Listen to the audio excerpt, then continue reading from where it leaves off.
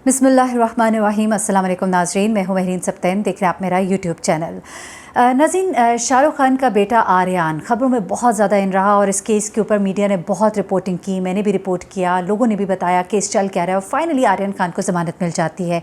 लेकिन एकदम से ज़मानत मिलने के कुछ अरसे के बाद जिस वक्त ये खबर हिंदुस्तान टाइम्स जो है रिपोर्ट करता है, उसके पीछे एक बहुत बड़ी कॉन्ट्रोवर्सी खुलकर आई है और अब इस खबर को फेक न्यूज़ कहा जा रहा है, जो कल से गर्दिश कर रही थी। कहा क्या जा रहा है, बल्कि कन्फर्म हो गया कि वो फेक न्यूज़ थी। इस खबर में हिंदुस्तान टाइम्स का ये दावा था कि एनसीबी की एसआईटी को कोई सबूत नहीं मिला कि आर्यन ड्रग केस की किसी बड़ी साजिश या इंटरनेशनल ड्रग रिकॉर्ड का हिस्सा रहे हो। ठीक है जी। उसके बाद उन्होंने कहा कि एनसीबी ने गैर कानूनी छापा मारा। ऐसा लग रहा है कि आर्यन को जानबूझकर बलि का बकरा बनाया गया। एसआईटी की जांच के मुताबिक आर्यन के पास कोई ड्रग्स नहीं थे, इसलिए आर्यन का फ़ोन लेने, उनके चैट रिकॉर्ड की जांच करने की ज़रूरत नहीं थी। चैट से ये पता नहीं चलता कि आर्यन किसी इंटरनेशनल ड्रग रिकॉर्ड का हिस्सा है। एनसीबी ने छापा मारने की वीडियो भी रिकॉर्ड नहीं की। मामले में गिरफ्तार किए गए मुलजिमान से बरामद ड्रग्स की एक साथ की गई बरामदगी के रूप में दिखाया गया। अच्छा, उसके बाद उन्होंने ये भी कहा कि एसआईटी की रिपोर्ट से इन्वेस्टिगेशन ऑफिसर समीर के काम करने के तरीके पर भी सवालात खड़े हो गए हैं। ये सब कुछ जो है रिपोर्ट थी हिंदुस्तान टाइम की, जो कल से बहुत वायरल हुई हुई है कि बिल्कुल क्लीन चिट मिल गई है शाहरुख खान के बेटे को।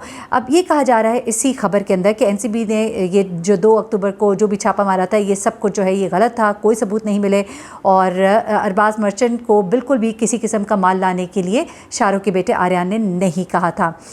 तो ये तमाम कुछ रिपोर्ट किया जाता है हिंदुस्तान टाइम्स के अंदर। उसके बाद ही फ़ौरन ये रिपोर्ट जो है इसके ऊपर जवाब आता है और इस जवाब में ये बताया जाता है कि ये फेक न्यूज़ है। शाहरुख के वकील ने अदालत में मौक़िफ़ ये अपनाया था कि आर्यन छोटा बच्चा है। जज साहब ने आर्यन को ज़मानत तो दी थी, लेकिन शाहरुख ने ये कहा कि आर्यन आइंदा कभी ड्रग्स नहीं लेगा, इस बुनियाद पर इसको ज़मानत दी गई थी। और भी बहुत सी चीज़ें थी, पूरा एक केस लड़ा गया था, बाकायदा बहुत बड़ी टीम थी। अच्छा, अब ये है कि हाई कोर्ट से बेल मिलने से पहले आर्यन की 2 मरतबा ज़मानत मुस्तरद हुई थी। ये फेक न्यूज़ है। एसआईटी के चीफ ने इस पर अपना रद्द-ए-अमल दिया है और उन्होंने कहा ये बहुत प्रीमेच्योर है ये कहना कि आर्यन के खिलाफ कोई भी सबूत नहीं मिला है। अब इसके पीछे एक बहुत बड़ी कहना चाहिए कि गेम है। वो गेम क्या है वो ज़रा मैं आपको बताती हूँ। देखें, बहुत से लोग होंगे जो शाहरुख के फ़ैन होंगे, इस वक्त जब वो ये खबर सुनेंगे वो कहेंगे नहीं जी वो तो बड़ा ज़बरदस्त इंसान है और ये है। लेकिन देखिए, एक मीडिया है और मीडिया के अंदर गेम्स चलती हैं और अपनी चीज़ की प्रमोशन के लिए बड़ा बड़ा कुछ किया जाता है। हिंदुस्तान टाइम्स वहाँ का एक बड़ा अखबार है और उसे बड़े अच्छे से उसको मुस्तनद खबरें देने का एक इदारा समझा जाता है। लेकिन ये इदारे भी जो है ये भी पार्टीज़ का हिस्सा भी बनते हैं और उन्हें ख़रीदा भी जा सकता है। अब ख़रीदा कैसे जा सकता है मैं ज़रा आपको ये बताती हूँ। हुआ कुछ ऐसे कि शाहरुख जो है वो महीनों से गायब थे। फिर अचानक उन्होंने जो पोस्ट की अपनी अगली फ़िल्म पठान की रिलीज़ डेट का ऐलान किया, उसके कुछ ही देर के बाद हिंदुस्तान टाइम्स ने ये आर्टिकल छापकर आर्यन खान को क्लीन चिट दिया। अब आगे आगे सुनते जाइए, बड़े मज़े की ये पूरी कहानी है। अच्छा, क्योंकि अब मैं आपको पूरा डिटेल बताऊंगी कि शाहरुख के साथ इस दौरान में हुआ क्या क्या है, किन प्रॉब्लम से वो गुजरा, किस किस तरह से उसको सहना पड़ा, क्या क्या कुछ अपने इस बेटे की इस गलती की वजह से शाहरुख को नुकसानात हुए और उनको फिर टैकल करने के लिए दोबारा से मैदान में किस तरह से शाहरुख खान आया, ये सब कुछ आज आपको जानने को मिलेगा। अच्छा, अब क्या होता है कि टाइमिंग्स जो थी वो बड़ी ऐसी थी कि अब जो फिल्म पठान आनी है उससे पहले पहले एक अच्छा सा माहौल बनाने की कोशिश की गई, क्योंकि वहाँ पर जो अदाकार अदाकाराएँ हैं उनकी बड़ी फॉलोइंग होती है, लोग उनके साथ जुड़े होते हैं और उन्हें एक ब्रांड एम्बेसडर माना जाता है। ब्रांड एम्बेसडर जो होता है वो किसी भी किस्म का उनके ख्याल में गलत काम नहीं कर सकता। वो तो अपने अदाकार अदाकाराओं को पूछते हैं, जाकर अमिताभ बच्चन शाहरुख के घर के बाहर खड़े होते हैं उनकी एक एक झलक देखने के लिए। पूरा पूरा दिन वहाँ आवाम खड़ी होती है, बैठी होती है। वहाँ पे कला की या आर्ट की बड़ी एक कदर है, आप समझ लीजिए। अच्छा, अब क्या होता है, टाइमिंग्स बताया जा रहा है कि ये इस तरह की थी कि वो उसकी फ़िल्म के लिए उसको एक क्लीन चिट मिल जाए। हिंदुस्तान टाइम्स ने ये खबर छापी कि आर्यन को एसआईटी ने बेगुनाह करार दिया है, जबकि एसआईटी के चीफ ने आकर कहा कि ये फेक न्यूज़ है, ये बहुत प्रीमेच्योर बात है कि ऐसा हुआ। अब क्या होता है जी, इंटरनेशनल ड्रग्स मार्केट का हिस्सा होने के सबूत मिले नहीं मिले, ये तमाम बातें तो एक तरफ रख के हुआ कुछ इस तरह से है कि आर्यन को बेकसूर साबित करने के लिए कोशिश की गई है। अभी इन्वेस्टिगेशन चल रही है। 5 महीने के बाद खबर छापने की वजह क्या है, तो वो वजह आप ज़रा सुनिएगा। उसकी वजह यह है कि कुछ महीनों में बॉलीवुड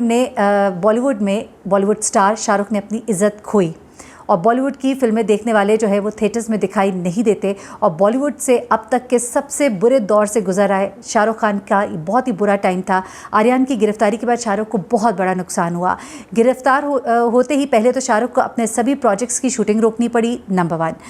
इसमें आने वाली फिल्म पठान भी थी। दूसरा उसे सबसे बड़ा झटका तब लगा क्योंकि शाहरुख जो है एक ब्रांड है, शाहरुख की एक फ़ैन फॉलोइंग है, उसकी वजह से कई कंपनियों ने किंग खान को अपना ब्रांड एम्बेसडर बनाया हुआ था और वो बॉलीवुड के सबसे महंगे ब्रांड एम्बेसडर थे।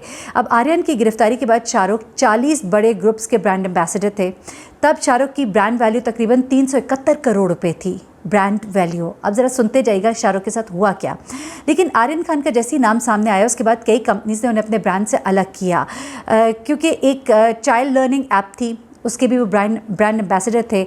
और उसमें क्या होता है कि जब आर्यन ड्रग केस के बाद लोगों ने सोशल मीडिया पर जब ट्रोल करना शुरू किया, लोगों का कहना था कि क्या एक ऐसे शख्स को ब्रांड एम्बेसडर बनाया जाए कि जिसका अपना बच्चा एनसीबी की गिरफ्त में है। उसके बाद शाहरुख खान को इस प्रोजेक्ट से अलहदगी इख्तियार करनी पड़ी, उसे करोड़ों का कहा जा रहा है कि नुकसान हुआ। फिर कई इवेंट्स जो है शाहरुख को कैंसिल करने पड़े, उसमें भी उसको बहुत ज़्यादा नुकसान हुआ।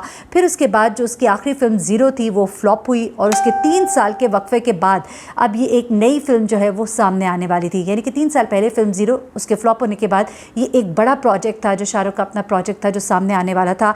लेकिन अब चूँकि आर्यन ड्रग्स में मुलविस था और कई फिल्म्स की उसे शूटिंग मनसूख करनी पड़ी शाहरुख को, तो शाहरुख को फाइनेंशियल नुकसान नहीं हुआ था, बल्कि एक सालों से जो बनाया हुआ इमेज था और लोग जिस तरह से शाहरुख को आप समझ लें कि पूछते थे वहाँ पर, और जिस तरह का एक फैंडम है अमिताभ बच्चन का, शाहरुख का, तो वो बहुत बुरी तरह से मुतासिर हुआ था। और जेल जाने के बाद जिस तरह से एक शाहरुख के मुख्तलिफ इंटरव्यूज़ वायरल हो रहे थे, जिसमें एक सिमी ग्रेवाल के साथ एक इंटरव्यू था जिसमें वो कहता है कि मैं चाहूँगा कि मेरा बच्चा हर तरह का गलत काम करे, उसे गलत अंदाज में उठा के दिखाया जा रहा था, प्रमोट किया जा रहा था।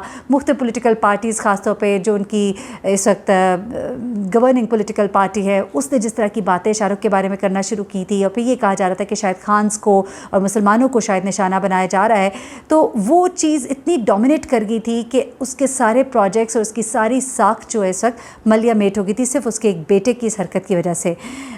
तो जब ये सब कुछ हुआ तो इसके नुकसान की तलाफ़ी करने के लिए फिर ये कदम उठाया गया। अब शाहरुख की जो आने वाली फ़िल्मों की किस्मत और ब्रांड एंडोर्समेंट जो है, उसका ब्रांड एम्बेसडर रहने के लिए, उस दाग धब्बे को धोने के लिए अब ये बड़ा ज़रूरी था कि आर्यन को जेल से ज़मानत मिलने के बाद शाहरुख के लिए सबसे बड़ा चैलेंज था कि उसकी साख जो है इस वक्त बेहतर हो। अच्छा, अब ज़रूरी था कि आर्यन को क्लीन चिट दी जाए। अब अदालत ने तो क्लीन चिट नहीं दी, लेकिन एक बड़े अखबार में एक खबर छाप करके एसआईटी ने उसको क्लीन चिट दे दी है। लेकिन एसआईटी ने कहा, वो इदारा जो इस तमाम की तहकीकात कर रहा था, ये जो ड्रग रैकेट था उसके ऊपर पूरा काम कर रहा था, उसने कहा कि नहीं, ऐसा नहीं है, बिल्कुल भी उसे क्लीन चिट नहीं दी गई। लेकिन हिंदुस्तान टाइम ने बिल्कुल जब रिलीज़ की डेट अनाउंस की जा रही थी फिल्म पठान की, उससे पहले ये एक बड़ी खबर जो है वो छापी। अच्छा, अब क्या हो रहा है कि बहुत से फिल्मी फंक्शंस है, शादियां हैं, त्यौहार है, वहाँ पर भी अभी शाहरुख नहीं जा रहे। आईपीएल की बिडिंग हो या फिर फरहान अख्तर की दूसरी शादी का फंक्शन, आपको शाहरुख खान कहीं भी नज़र नहीं आते। यहाँ तक कि सोशल मीडिया से भी बताया जा रहा है शाहरुख बिल्कुल गायब है।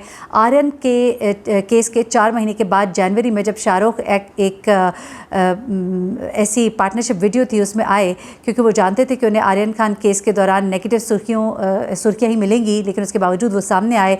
या जिस लता मंगेशकर का आपको याद है फ्यूनरल जब हुआ था, तो वहाँ पर भी उन्होंने जब दुआ करने के बाद फूंक मारी तो उसको इतना गलत तरीके से पोर्ट्रे किया गया कि थूका है, जबकि वो तो बड़ा रिस्पेक्टफुली वहाँ पर गए और उस एक ट्रिब्यूट पेश किया, और उस चीज़ को बड़ा ही नेगेटिवली दिखाने की कोशिश की गई मीडिया की तरफ से। तो अब मीडिया में अपने इमेज को बेहतर करने के लिए ये तमाम कुछ किया गया। तो अब ये सब कुछ हुआ है बेसिकली, और इसके लिए आर्यन खान को अब एक गुड बॉय का एक वो इमेज दिखाना है, और उसको दिखाने के लिए ये सब कुछ किया गया है। लेकिन पठान की रिलीज़ डेट का ऐलान करते ये तय किया गया कि लोग आर्यन खान ड्रग केस को लेकर उन्हें ट्रोल करेंगे, सवाल पूछेंगे, इसलिए शाहरुख खान कानून का फैसला आने से पहले ही आर्यन खान पर लगे हुए इस दाग को धोना चाहते थे। तो जनाब, ये सिलसिला फिर शुरू हुआ और इस तरह से ये फेक खबर जो आप तक पहुँची, तो असल में हकीकत इस खबर की ये थी जो मैंने आप तक पहुँचा दी, पूरी डिटेल्स के साथ कि कहाँ कहाँ शाहरुख को कहाँ कहाँ क्या क्या नुकसान हुए और किस तरह का अजाला करने के लिए क्या तदबीर की गई। मुझे बहरीन सप्ताह इनको इजाज़त दीजिएगा, अपनी दुआओं में मुझे भी याद रखिएगा, अपना बहुत ख्याल रखिएगा। अल्लाह हाफ़िज़।